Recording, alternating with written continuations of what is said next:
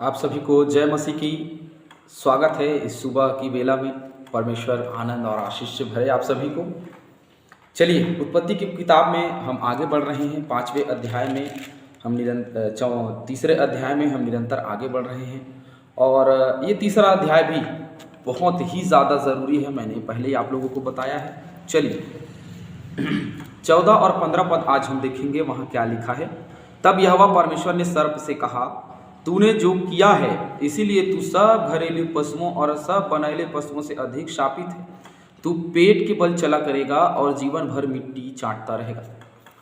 जब सांप, क्योंकि सांप को श्राप दिया, यहाँ शैतान की बात नहीं हो रही, यहाँ सांप की बात हो रही क्यों, और उसको साफ तौर पे ये कहा जा रहा है सांप को। हो सकता है कि उसके पैर रहे हों, जैसे आज हम बहुत सारे सांपों को देखते हैं पैर रहते हैं, है ना। हो सकता है कि उसका पैर रहा हो, या हो सकता है कि मतलब परमेश्वर ने बनाया, सबको पैर देकर ही बनाया, लेकिन अभी तक सांप पैर में हो सकता है कि रहा हो, क्योंकि उससे पहले पेट के बल चलने वाली बात उसके लिए नहीं कही गई थी। अब उसको श्राप दिया जा रहा है क्योंकि वो पहले पैर में चलता रहा होगा, बाद में उसे श्राप दिया गया कि तू पेट के बल चलेगा। बहुत ही सिंपल बात है। और लिखा है कि तू मिट्टी चाटता रहेगा। और सांप को हम देखते हैं, जो भी प्रजाति का सांप हो, उसके जीभ हमेशा निकलते हैं और निकल करके क्या होते हैं, धूल और मिट्टी को वो है, क्योंकि बोला तू हमेशा धूल चाटता रहेगा और तू हारा हुआ है। शैतान आराम से ही हत्यारा भी है और शैतान आराम से ही हारा हुआ भी है ना, क्योंकि परमेश्वर ने श्राप दिया और उस श्राप के अनुसार उसका जीवन हो गया। 15वां पद बहुत ही ज़्यादा जरूरी है। 14वां पद हम सबको समझ में आ रहा है क्योंकि वो सबसे ज़्यादा श्रापित है, क्योंकि सब बनैले पशु, वन पशु सब तो अपने पैरों में चलते हैं और जलीय जीव जो है वो अपने बॉडी के साथ में चलते हैं, कोई पेट में घिसलता नहीं है ना। केवल सांप ही है जो पेट के बल चलता है और ये श्राप उसको मिला। उससे पहले वो पैर में चलता रहा होगा और उसके बाद में उसको पेट के बल चलना पड़ा। 15वां पद बहुत ही ज़्यादा ज़रूरी पद है ये, और इसको बिल्कुल आप ध्यान से सुनिए, ध्यान से इसका अध्ययन करें। मैं सोचता हूँ, मैंने बहुत समय तक इसका अध्ययन किया और अध्ययन करने के बाद में मैं इसका वीडियो डाल रहा हूँ। और बहुत ही सोच विचार बहुत सारे पासवानों से पूछा गया है ये सवाल, और इसका उत्तर बहुत ही सिंपल और साधारण है। प्रभु यीशु मसीह का जन्म कब से होना तय था, ये सवाल उठता है। कब से भविष्यवाणी की गई थी, तो मैं आपको बता दूं 15वें पद में ही उसकी भविष्यवाणी कर दी गई थी कि स्त्री का पुत्र, चलिए पढ़ते हैं, और मैं तेरे और इस स्त्री के बीच में और तेरे वंश और उसके वंश के बीच में, किसके, स्त्री के वंश और शैतान के वंश के बीच में बैर उत्पन्न करूंगा। किसके वंश में, शैतान के लोग और स्त्री के वंश में। शैतानिक बातों और स्त्री के वंश के बीच में क्या करेगा, हमेशा बैर करेगा। और आगे क्या कह रहा है, वह तेरे सिर को कुचल डालेगा और तू उसकी एड़ी को डसेगा। ये तो सांप के लिए है ना, कि तू उसकी एड़ी को डसेगा। हालेलुया। बहुत बहुत बहुत बड़ी बात है ये, तू एड़ी को डसेगा। ये सांप, अधिकतर लोग बोलते हैं कि ये सांप के विषय में है कि वो पैर को काटता है, लेकिन ये बहुत बड़ी सच्चाई है। इस सच्चाई को लिख के रखिए आप। शैतान हमेशा पैरों में रहता है। आपको पता है, जो परमेश्वर के लोग होते हैं ना, उसके पैरों में ही शैतान गिरा रहता है, और पैर से ही हम उसके हर एक बातों को, प्रभु यीशु मसीह हमारे साथ में है और प्रभु यीशु मसीह के पैर तले ही, उसके चरण के तले ही शैतान है। और मैं और आप जो परमेश्वर के लोग हैं, क्योंकि ये श्राप पड़ा है उसको, शैतान को। यहाँ सांप वाली बात नहीं है, जो सर्प है ना, उसके विषय में नहीं लिखा है यहाँ पे कि वो डसेगा। बहुत सारे लोगों का मानना होता है कि सांप डसता है और हम उसके सिर को कुचल डालते हैं। मैं आपको बता दूं, ये उस सर्प के विषय में नहीं है जिसको हम रोज मारते हैं। ये उस सर्प के विषय में है जो आत्मिक रूप से, जिसे हमें कुचलना है, और वो पैर से ही कुचला जाता है। हाथ से मरोड़ के उसका गर्दन नहीं दबाया जाता, उसको पैर से ही कुचला जाता है। जिसको पैर में रखना चाहिए उसको हमने कहाँ बिठाया है पता है आपको, अपने हृदय में, अपने मन में हमने उसको बैठाया हुआ है। मैं आपको बता देना चाहता हूं, मैं और आप अगर उसको हृदय में बैठा करके रखे हुए तो निकाल दीजिए उसको। क्यों? क्योंकि वो पैर में ही है। शैतान पैर के नीचे, किसके, हमारे और परमेश्वर के। हालेलुया। क्योंकि परमेश्वर हमारे साथ में है, तो उसको पैर के नीचे ही रहना है, ये बात लिखी हुई है। लेकिन अब जो बात हो रही है वो ये, जो यहाँ पे बात कर रहा है परमेश्वर का वचन, उस पे हम गंभीर रूप से आगे बढ़ेंगे। कुछ वचन, बहुत सारे वचन हैं, मैं बहुत सारे वचनों को लास्ट में बताऊंगा, लेकिन कुछ वचन हैं जो बहुत अच्छे हैं और उनको मैं लेकर के आपके बीच में आ रहा हूँ। लास्ट में जो वचन मैं आपको बताऊंगा उस सबको आप पढ़ेंगे तो आप स्पष्ट हो जाएंगे। यहाँ पे प्रभु यीशु मसीह के बीच और परमेश्वर के, स्त्री के पुत्र, क्योंकि प्रभु यीशु मसीह स्त्री से जन्मा, और शैतान के पुत्र, हम जो प्रभु यीशु मसीह के साथ में है वो और जो शैतान के साथ में है वो, दोनों के बीच में बैर है। आप कहीं भी देख लीजिए, जो शैतान के लोग हैं वो और जो परमेश्वर के लोग हैं वो, दोनों के बीच में बैर ही रहता है, दोनों के बीच में दोस्ती नहीं रहता। इसलिए लिखा है, वचन में लिखा है कि कोई भी बुरा मनुष्य अच्छे चरित्र को बिगाड़ देता है। तो हमें बुरा के साथ नहीं रहना है, क्योंकि बुरा चरित्र अच्छे चरित्र को बिगाड़ देता है, लेकिन उसको अपने साथ में रखना है। लेकिन फिर भी दोनों के बातों में, दोनों के विचार में क्या होता है, विरोधाभास होता है, क्योंकि दोनों एक दूसरे के विरोध के लिए, बैर के लिए बने, क्योंकि परमेश्वर ने आरंभ से ही श्राप दिया हुआ है। मैं आज एक बात सोच ही रहा था और ये बात मुझे अध्ययन में मिल गई। बहुत अच्छा है कि हमारे और लोगों के विचारों में मेल क्यों नहीं खाता। इसीलिए नहीं खाता क्योंकि हम परमेश्वर के लोग हैं, और वो जो परमेश्वर के लोग नहीं हैं उनके विचारों में हमारा विचार मेल नहीं खाएगा, क्योंकि परमेश्वर ने बैर रखने के लिए हमें बनाया, हमें और आपको बनाया। चलिए पढ़िए आगे। वह तेरे सिर को कुचल डालेगा और तू उसकी एड़ी को डसेगा। वो एड़ी में ही है, वो हमारे एड़ी से ही शुरुआत करता है, वो हमारे पैर को पकड़ करके ऊपर आता है। अरे मुझे आने का जगह दे दो भैया, मुझे आने का जगह दे दो, और हम अपने हृदय में उसको बैठाते हैं। परमेश्वर हमारे सर के ऊपर है और वो शैतान नीचे है, और नीचे वाले को हम ऊपर उठाते हैं, और ऊपर वाले बहुत अच्छे से निभा रहे हैं हम मनुष्य लोग। प्रभु ने कहा था अपने आप को छोटा समझे, किससे? शैतान से, और हम शैतान से भी छोटा हो जाते हैं और उसको अपने सर पे बिठा लेते हैं। हालेलुया! कितने धन्य लोग हैं, वाह वाह, बहुत धन्य लोग हैं हम लोग, शैतान को सर पे बिठाते हैं, और परमेश्वर जिसको सर पे बिठाना चाहिए उसको हम छोड़ देते हैं। आइए हम कुछ वचन को देखेंगे। इस पद से परमेश्वर ने सबसे पहली चीज तो स्वतंत्रता दी है। जो श्राप दिया उससे स्त्री और पुरुष दोनों, स्त्री और शैतान दोनों के बीच में स्वतंत्रता दी है। और ये प्रथम प्रतिज्ञा भी है कि इस बात के लिए वह भविष्यवाणी जिसका जो संसार का अंत होने वाला है, उस समय शैतान और परमेश्वर के लोगों के बीच में दूरी होगी, बैर होगा। ये बात वहां पे हमको देखने को मिल रहा है। और जो आत्मिक वंशज हैं और जो शारीरिक अर्थात शैतान के वंशज हैं, दोनों के बीच में लगातार आत्मिक युद्ध चलेगा। और हमारे और शैतान के लोगों के बीच में आज भी लगातार आत्मिक युद्ध चल रहा है, और इस युद्ध में अंत में हमें विजय मिलेगा। हम लगातार चल रहे हैं, युद्ध कर रहे हैं, प्रार्थना में लगे हुए हैं, वो वचन के प्रचार में लगे हुए हैं। आज बहुत सारे लोग हैं जो हमको सताते हैं, बहुत सारी समस्याएं हैं, और उसके बाद में हम इसमें आगे बढ़ रहे हैं।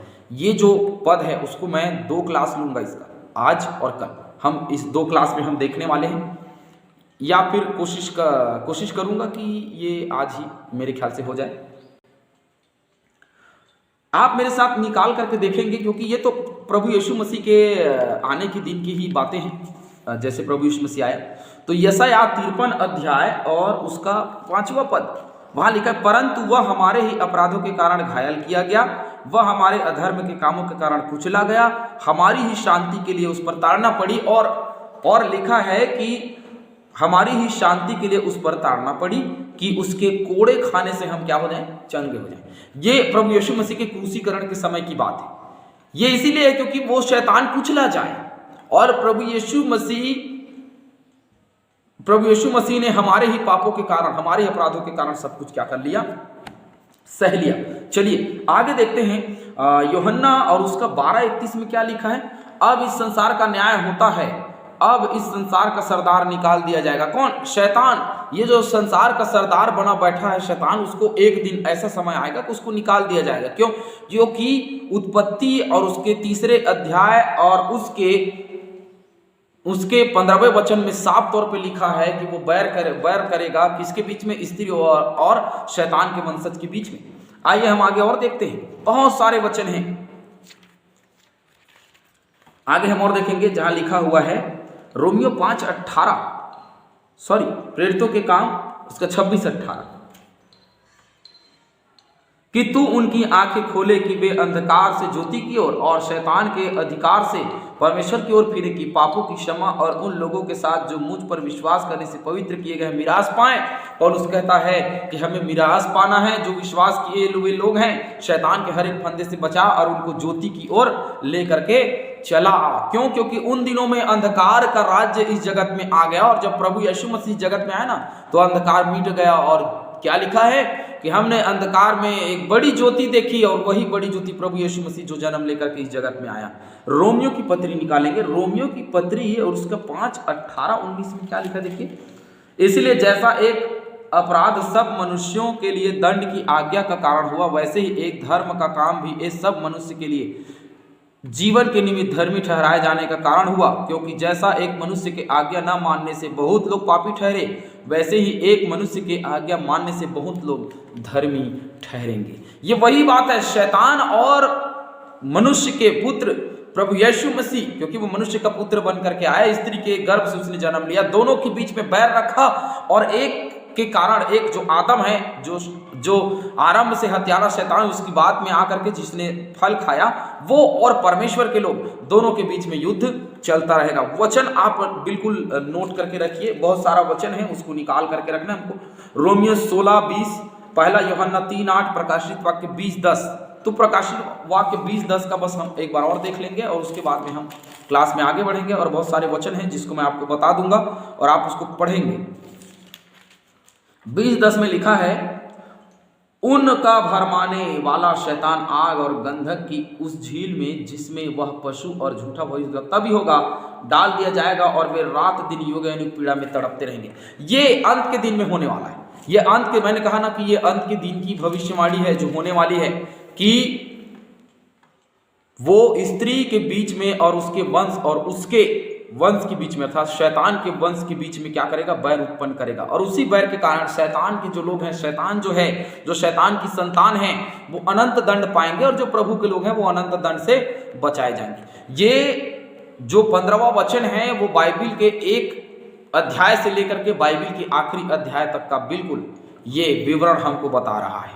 सीधी सी बात है, मनुष्य का पुत्र जो शैतान है, उसने केन और हाबिल को, आगे हम उस घटना को पढ़ेंगे, उस समय भी हुआ और आगे चलता चला गया, वाकया घटता चला गया, घटनाएं घटती चली गई। और हम देखते हैं कि बहुत बार शैतान के लोगों ने परमेश्वर के लोगों को सताया है, और परमेश्वर ने अपने लोगों को बचाया है। आज भी वही घटना है। बहुत सारे लोग हैं जो परमेश्वर के नाम से सताए जा रहे हैं, उनके लिए एक बड़ी आशा है ये 15वां पद। इस चीज को आप याद रखिए, एक दिन ऐसा समय, क्योंकि चल ही रहा है, एक ऐसा समय आएगा जब शैतान का सिर कुचल डाला जाएगा और उसको पैरों के तले रखा जाएगा, और उसे आग के अनंत आग के दंड आग में डाल दिया जाएगा, और हम स्वतंत्र हो जाएंगे और हम परमेश्वर की महिमा स्तुति करेंगे। हमारे लिए एक बड़ी आशा है, और ज्योति हमने देखी है, ये वचन यही सिखाती है। चलिए, यूहन्ना 8:44, प्रेरितों 13:10, पहला यूहन्ना 3:8, उत्पत्ति 16:11, न्यायों 13:5, यशायाह 7:14, 8:3, 9:6,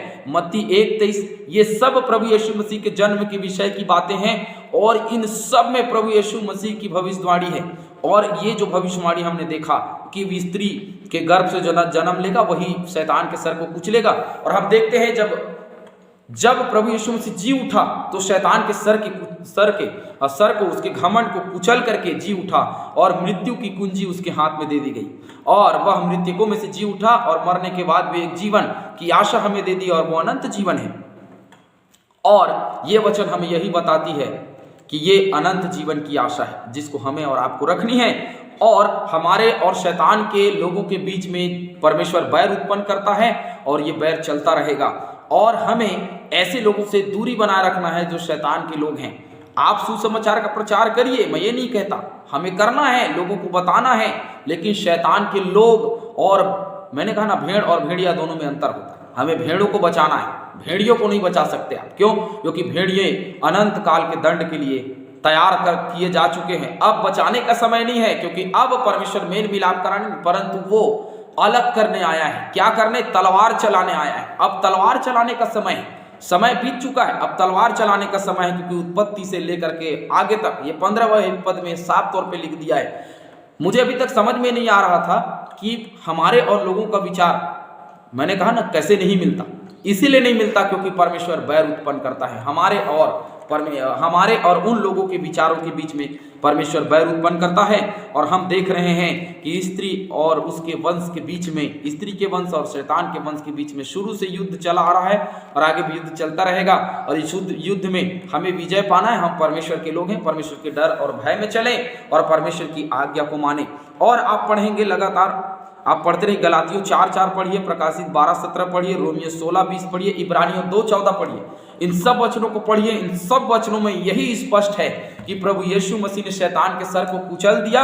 और यही भविष्यवाणी उत्पत्ति की किताब और उसके 3 अध्याय उसके 15वें पद में, ये प्रभु यीशु मसीह के आने की भविष्यवाणी शुरू से। बहुत सारे बोलते हैं यशायाह ने किया, इसने किया, उसने किया। मैं इस बात पर, इस नतीजा पर पहुंचा कि यही वचन है जो प्रभु यीशु मसीह के जन्म की भविष्यवाणी है। आप सभी को परमेश्वर आशीष दे।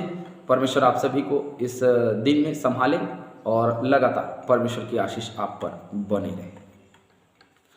इसका वीडियो कल सुबह हम और डालेंगे, यही 15वें पद का। ये खत्म नहीं हुआ है, ये वाक्य, ये घटना बहुत बड़ा है।